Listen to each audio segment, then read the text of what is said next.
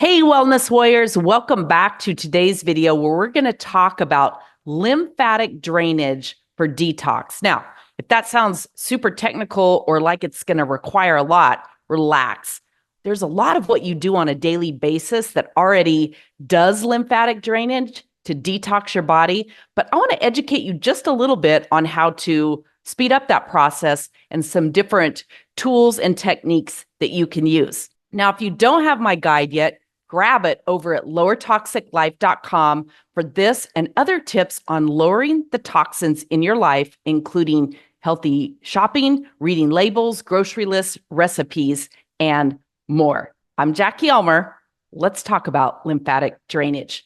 Now, the reality of it is, any kind of exercise or movement that you do on a daily basis starts the entire process for lymphatic drainage. Walking, one of the best things that you can do because it gets your energy flowing, gets all of the juices, if you will, inside your body flowing, your blood, your heart's pumping, things are circulating. Now, interestingly, the area that's most susceptible to lymphatic blockage is the lower leg area from your knee down to your ankle. So pay attention to this. Gravity and just the way the human anatomy works, this is what makes this area the least conducive to that ongoing regular system flow to release the lymph nodes and to help drain them. So for many people, this is where a number of problems start to build up. So for instance, neuropathy, muscle degradation, and bone mass depletion can take place and weaken the body significantly over time. This is one of the things that begins to make it more difficult to stand, to stand up from a sitting position, to sit down, to walk easily because of all of that. Now, in my exercise video, which I will reference at the end, I show you my rebounder. Here's the thing about the rebounder. The rebounder can cause the valves to open and close, which then removes waste products, allows that excess fluid from the body to flow. And just simple rebounding can increase your lymphatic flow up to 15 times. And it can just be gentle bouncing, 10 to 15 minutes daily. And I recommend trying it after meals. You might have heard before that it's a great idea to walk for 10 minutes following every meal. Sometimes you can't get out in nature to do that, but I can almost always hop on my rebounder. And even 5 minutes is better than nothing. Just 2 minutes alone begins that flush of your system, and it also begins to increase white blood cell production by triple the normal amount.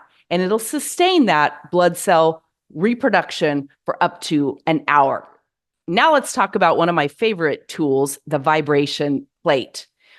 The lymphatic system functions when the muscles move. That's what makes it happen. Sounds logical, right? So much like the blood vessels and arteries in our body, the fluid called lymphatic fluid runs all throughout the body. So in addition to standing on the vibration plate, you can also try using this machine to massage the lower legs while you're seated or lying in front of the platform, just like I'm showing here. This gently vibrates the calf muscle and the lower legs, moving the lymphatic fluid away from the feet. This lymphatic flow toward the quadriceps and hamstrings, where the fluid can enter the bloodstream, then can more easily be filtered out through the kidney and the liver. Next, let's talk about dry brushing. You may have seen this. Okay, dry brushing is just that method of exfoliating the skin with a bristle brush on dry skin. And it's been shown, studies have shown that it may help with lymph draining. And it certainly feels good. If nothing else, it exfoliates your skin. Now, if you go out and Google it, you're going to find that there's not a ton of scientific evidence to support this.